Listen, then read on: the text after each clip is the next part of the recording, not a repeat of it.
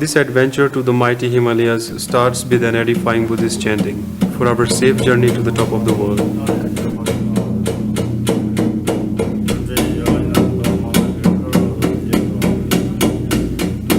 He organized a really small prayer, yesterday in the monastery.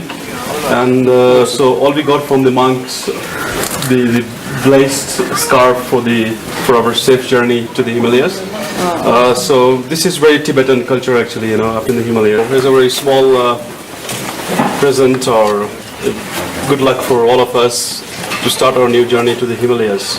Okay, so please, I'll give it to you, and so later you can just put it on your bag or wherever you want to put it. But it's holy for us now. Okay, so let's start this new adventure. I think I could have done with that yesterday.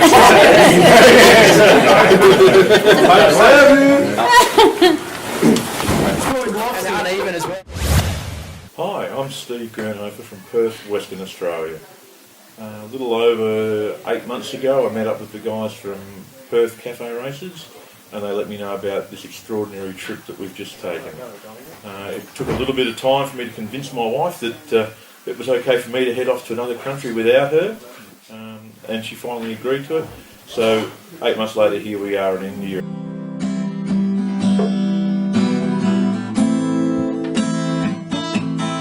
This is the tradition at motorcycle expeditions.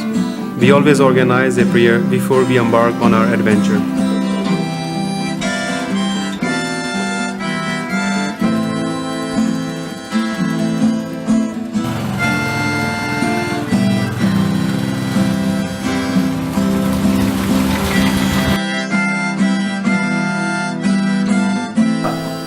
Don't be afraid to buy a motorcycle, even though you have to ride alone.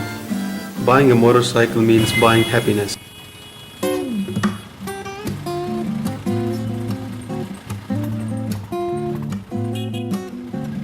Manali. This wonderful small town is located in the lap of Himalayas. It's the base camp of our motorcycle expeditions. It is situated at the elevation of 2000 meters.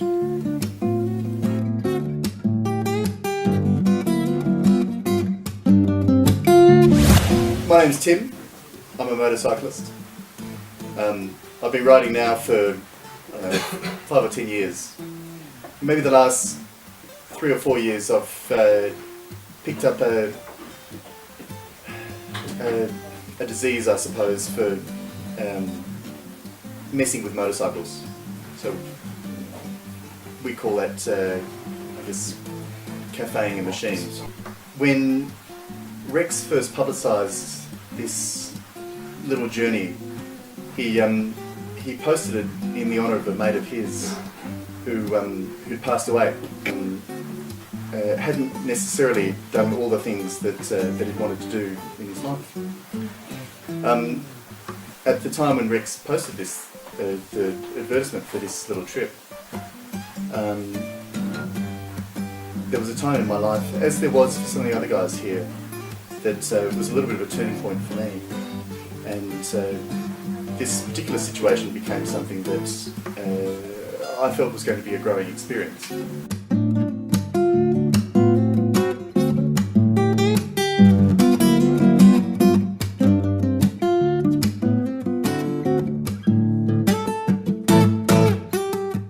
And we waited.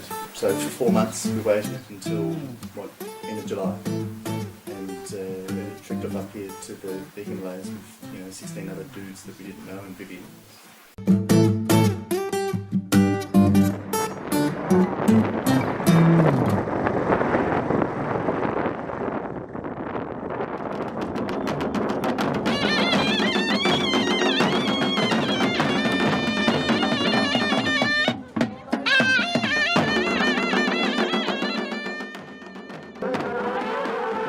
There are several of impressive Hindu temples and villages scattered in this lush green Himalayan state of the Indian subcontinent.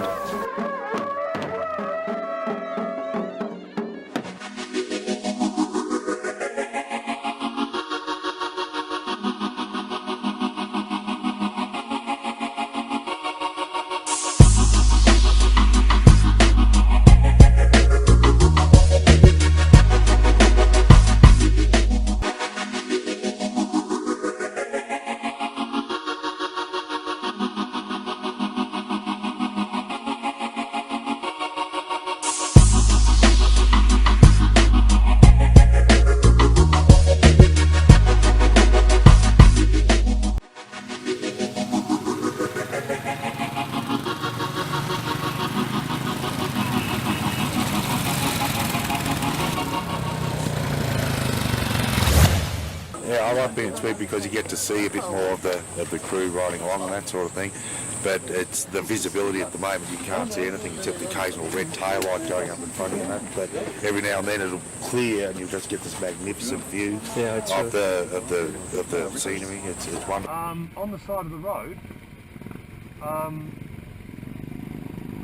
can't see it so much here. But on the side of the road is actually wild marijuana. Wild marijuana, can you believe that?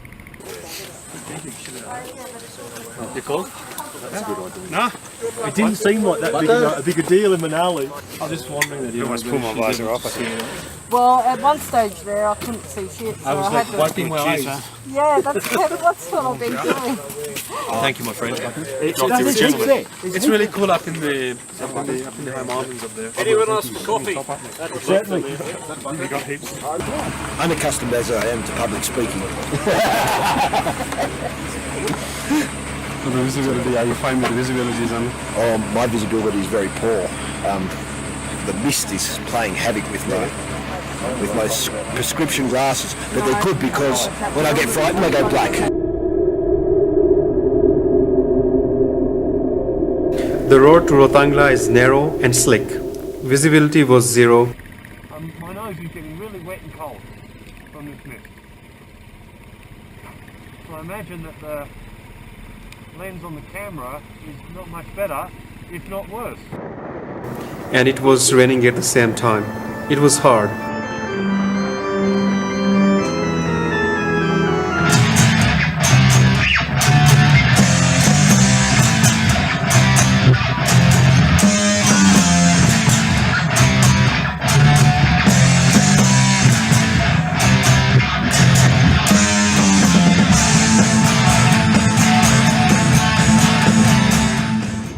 Crazy up here. Nice white shoes you got there, Steve. It's not like riding in clay. It's more like really wet dirt. It's not really slippery and it doesn't stick to your tyres and stuff, but it's still deep water, lots of mud and lots of rocks and stuff. But it's passable, Some of the holes and the rocks are quite big that you have to get through, but if you can balance, it's no problem.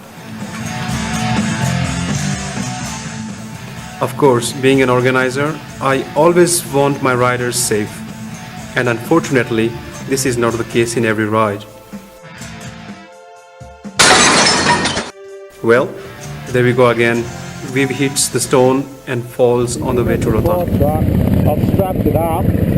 It may just be a sprain to that as well, but I've strapped it tight, so you might be alright. Probably half the guys on the trip hadn't ridden dirt roads before. I'd certainly never ridden dirt roads on a 500 single cruiser.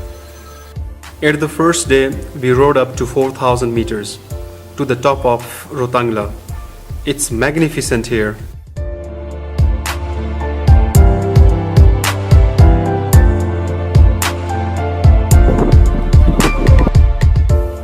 One can see the snow-capped mountains all around the pass. The stunning sight of Kulu Valley under the floating clouds is just amazing.